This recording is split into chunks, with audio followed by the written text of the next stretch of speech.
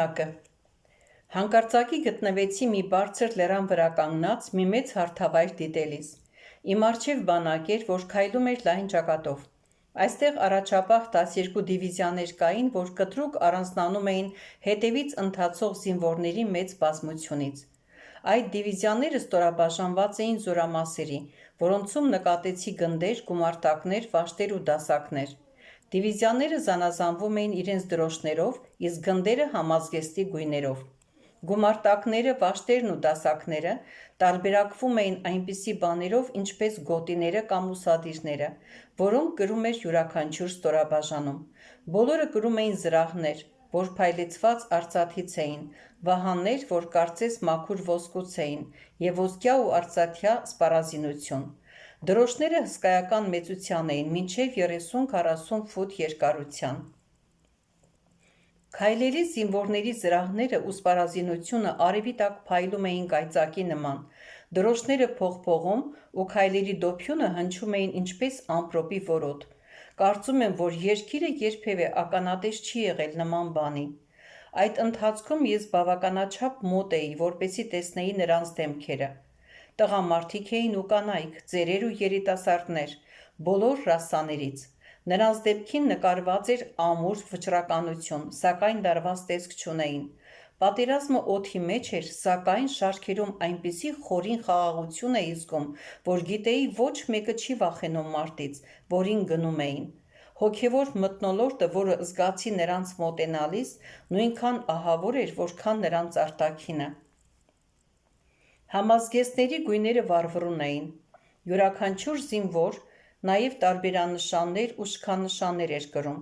Գեներալները ու մյուս բարձրագույն սպայական կոչում ունեցողները շարքերում քայլում էին բոլորի հետ միասին, թեև ակնհայտ էր, որ բոլորը ենթարկվում էին ավելի բարձր կոչում ունեցողներին: Ոչ ոք խիստ զգայուն չէր իր կոչման բարձրության նկատմամբ: Բարձրագույն սպայական աստիճանից մինչև ամենացածրը նրանք բոլորը մերձավոր բարեկամների էին նմանվում: Դա բանակ էր, որը ուներ աննախադեպ կարգապահություն և միաժամանակ նման էր մեծ ընտանիքի: Մինչ զննում էին, նրանք անզանազանելի էին, բայց ոչ թե որ ոչնչով չէին տարբերվում, այլ որովհետև բոլորը խիստ վստահ էին, թե ովքեր են իրենք և ինչ են անում: Նրանք կլանված չէին իրենք իրենցով կամ ճանաչում գտնելու որոնումներով: Շարքերում չնկատեցի ոչ պատվախնդրություն, ոչ հպարտություն: Ապշեցուցիչ էր տեսնել այդքան շատերի, որ այդքան ինքնատիպ էին մնալով այսպիսի ներդաշնակության մեջ և քայլելով կատարյալ քայլքով: Վստահ եմ, որ նման բանակ երբևէ չի եղել երկրի վրա: Հետո գտնվեցի առաջապահ դիվիզիաների հետևում: Դիտում էի մի շատ ավելի մեծ խումբ, որ բաղկացած էր հարյուրավոր դիվիզիաներից: Նրանցից ամեն մեկը տարբեր չափերի էին: Ամենափոքրը հաշվում էր մոտ 2000, իսկ ամենամեծը 100 հազարներ: Թեև այդ խումբը այնքան փայլուն ու գունեղ չէր, դա ևս ահեղ զորք էր պարզապես իր չափերի շնորհիվ: Այդ խումբը ևս ուներ դրոշներ, սակայն դրանք այնքան մեծ ու ազդեցիկ չէին, ինչպես առաջին խմբի դրոշները: Նրանք բոլորը ունեին համազգեստներ ու աստիճաններ, բայց ես զարմացա, որ ոմանք չունեին զրահի նույնիսկ փոքր մասերը, բոլոր մասերը: Իսկ շատերն էլ չունեին զենք: Նրանց ունեցած զենքը ու զրահը այնպես փայլեցված ու պայծառ չէր, ինչպես առաջին խմբում: Քանի որ այդ շարքերին ես ավելի մոտիկից էի նայում, ապա կարողացա նկատել, որ նրանք բոլորը վճռական էին ու նպատակամղված, բայց ոչ այնպես որոշակի, ինչպես առաջին խումբը: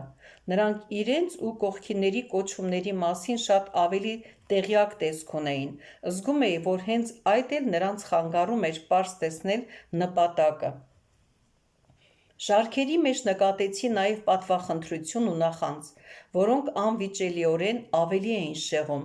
Բայց այդուհանդերձ զգում էի, որ այդ երկու ստորաբաժանման մեջ ևս կար նվիրվածության ու նպատակամղվածության խիստ բարձր մակարդակ, ավելի քան երկրավոր ցանկացած բանակում: Դրանք ևս հզորազոր ուժեր էին: Այդ երկրորդ բանակի հետևում կար երրորդը, որը այնքան հեռվից էր գնում առաջին երկուսի հետևից, որ վստահ չէի, թե դրանք կարող էին տեսնել իրենց առջևից գնացող խմբերը։ Այդ խումբը շատ ավելի մեծ էր, քան առաջինը և երկրորդ խմբերը միասին վերցված,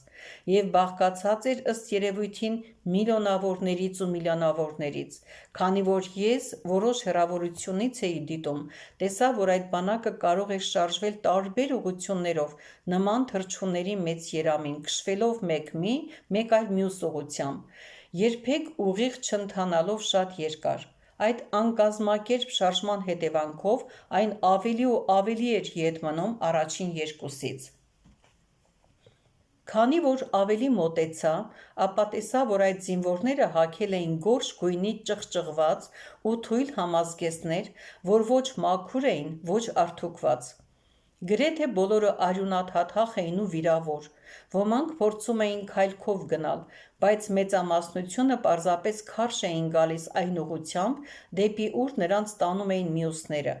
Շարքերում անընդհատ բռնկվում էին ընդհարումներ, որ շատ վերքեր էին ծնում։ Որոշ զինվորներ ձգտում էին մոտ լինել մաշված դրոշներին, որ շարքերի մեջ ցրված էին ամեն տեղ, նույնիսկ այդ դեպքում էլ դրոշների մոտ ոչ բոլորն էին պարզ զանազանելի, որովհետև անդադար տեղաշարժվում էին մի դրոշից մյուսը։ Այդ երրորդ բանակում զարմանալիորեն միայն երկու կոչում կար՝ գեներալ և շարքային։ Միայն ոմանք ունեին զրահների մի մասը, և ես չտեսա ոչ մի զենք բացի փայտյա հրազենից, որ կրում էին միայն գեներալները։ Սրանք չխկացնում էին այդ ձևական զենքերը, կարծես թե դրանք սպաներին առանձնահատուկ էին դարձնում, բայց անգամ շարքի մեջ քայլողները կարող էին ասել, որ նրանց զենքերը իսկական չեն։ Դա տխուր էր, քանի որ ակնհայտորեն շարքերում եղողները հուսահատորեն փնտրում էին մեկին, որի հետևից իսկապես կարելի էր գնալ։ Թվում էր, բացի գեներալներից ուրիշ ոչ ոք չուներ պատվախնդրություն։